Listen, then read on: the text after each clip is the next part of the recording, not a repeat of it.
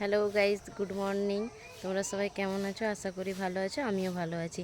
চলে এসেছি আবার একটা নতুন ব্লগ নিয়ে। তোমরা জানো আমি নন্দীগ্রামে এসেছি, কিন্তু আজকে আমি মেদিনীপুর চলে যাব। তো তোমাদের সঙ্গে পুরোটা শেয়ার করব, তোমরা পুরো ব্লগটা দেখতে থাকো। তোমরা দেখতে পাচ্ছ আমার মায়ের মুখটা একদম শুকিয়ে গেছে, আর মনটা কিন্তু আমারও খারাপ হচ্ছিল। মায়ের কাছে মন খারাপ করিনি, যদি মায়ের আরও মন খারাপ হতো।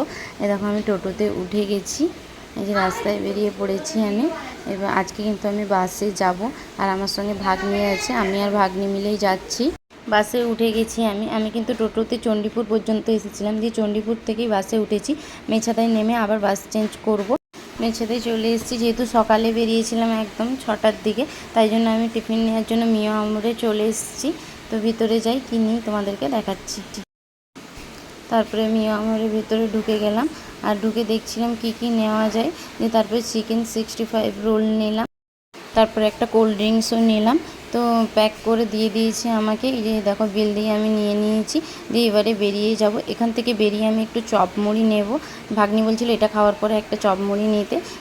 নিয়ে উঠে গেছি বাসে। এই দেখো চপ মুড়িটা, আর এই দেখো চিকেন 65 রোলটা।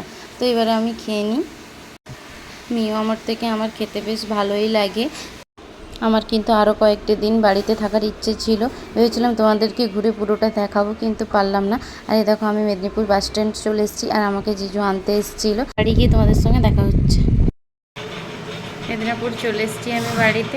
এবার ফ্রেশ হয়ে নেব। অনেকটা রাস্তা, প্রায় 4-5 ঘন্টার রাস্তা এসেছি। আজকের ব্লগটা আমি এখানেই শেষ করছি, দেখা হচ্ছে নেক্সট ব্লগে।